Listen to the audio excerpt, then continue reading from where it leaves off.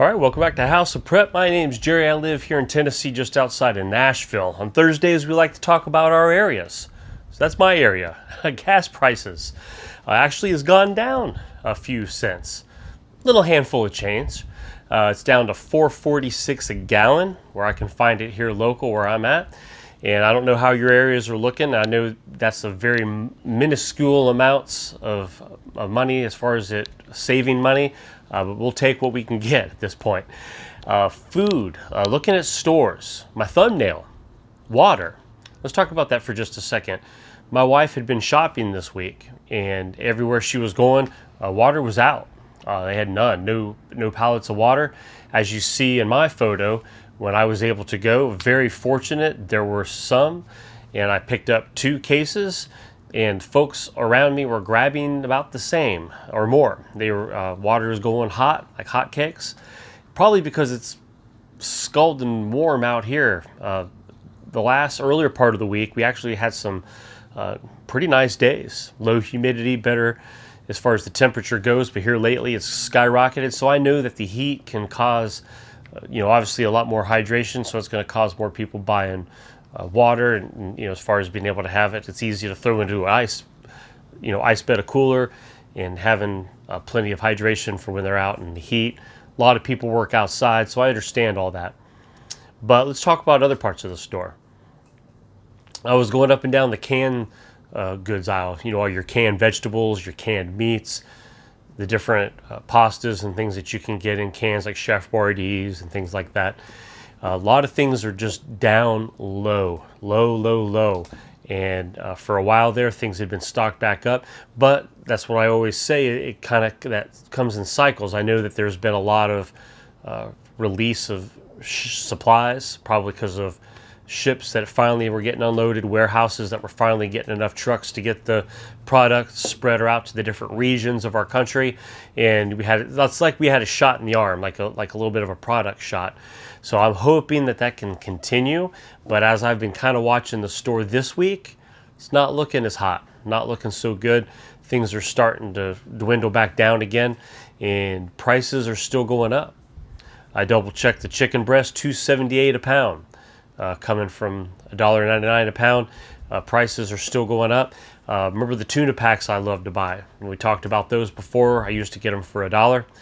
They had jumped up to $1.12, $1.24-ish, $1.34. I mean, they just keep going up. So every little item, every little thing you look at, something is causing the price to go up. Gas, absolutely. Supply and demand, certainly. I mean, that's how a lot of things work in our life, is supply and demand. Look, I'm not crazy, and I know that I do these Thursday videos every week. I try to keep them light. I try to keep them fun. Sometimes I show you food at my dining room table, the things that I've bought. I try to give you updates on my stores, but things are still on a teeter to me. It just seems like one big event can just push us over to the edge. And I know on the worldwide scale, people are watching. People are watching what may or may not happen on a worldwide scale event. And here in our own country, what could tip us over the edge? But I'd kind of like to know some of your thoughts. Am I crazy? Am I crazy for trying to be prepared? Am I crazy for trying to tell other people and spread the word that it's better to depend on yourself in a time of a crisis and hope and pray that the government's going to swoop in and take care of you and your family? To me, that's just not where I want to put my chips, okay? I don't gamble, but if I was a gambling man, I wouldn't put my chips on that. To having somebody else come swooping in and saving my neighborhood, my community, my state, my country. When things are hitting the fan and things get bad, it's going to be up to you and myself to take care of our own families, to do what we have to do to maintain some sense of normalcy, some standard of living, and at least having enough food where your kids aren't tugging on your coattails and saying, "Hey, mommy, daddy, I'm hungry." Or I'm starving. That's what I used to say as a kid. I was never hungry. I was always starving. I just went straight from 0 to 60. I was starving. I don't know how your kids do, but that's what I did. But no, seriously though, you don't want to have to hear that. It's bad enough if you're hungry, or you're starving. But to hear that coming from a child, you just don't want to ever put yourself in that situation. Food insurance, yeah, that's what we talk about. We talk about that all the time. Having the insurance, being able to have enough food to take care of your needs. We do that with life insurance.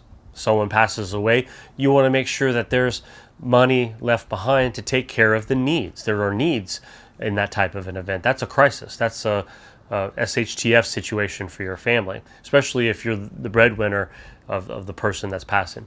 Car insurance, that's something that we have out there. We hope you never need it. You hope you don't get into a wreck or a fender bender. But in the case that that's there, man, it sure is nice to have something to swoop in and kind of help out with some of the bills. Kind of having your own insurance policy is a very smart thing to do. And look, it's super easy. Look, I know we got a lot of veterans on here, and I thank you so much for those that have been with me. We're going on 2 years now, this coming September. We have a great group here, and I appreciate it. I know that sometimes my Thursday videos, you're like, well, that's not really talking to me anymore. That's not, I'm already prepping, I'm already above and beyond. But look, there are so many newer preppers out there that are needing encouragement. They're needing just a little bit of a positive push in the right direction, and not coming across as overwhelming. When I first started prepping, some years back, and I was watched prepper videos about these huge pantries and just closets, just aisles and aisles and aisles of shelving stacked from the floor to the ceiling full of preps, and I'm thinking, how in the world could I do that? And it's overwhelming to watch that. Now, that's a good inspiration to see that those types of things can be done. And I'm inspired by that. And I'm inspired to see somebody's work ethic in developing a plan and having some things put in place to take care of themselves.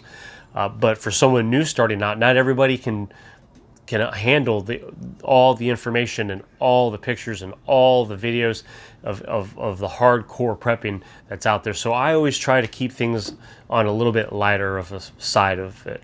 And I know a lot of you participate in jumping in the comments and helping give encouragement and answering questions or coming up with solutions. Look, I like solutions. I don't like just to hear people bash things and just constant negative. When people are trying to come up with ways to fix something or to come up with a plan for something and they give no positive feedback. They don't give a reason or why they're criticizing or downplaying, and they don't come up with their own solution. They don't come up with their own ideas. They just want to be negative all the time. They just want to downplay all the time.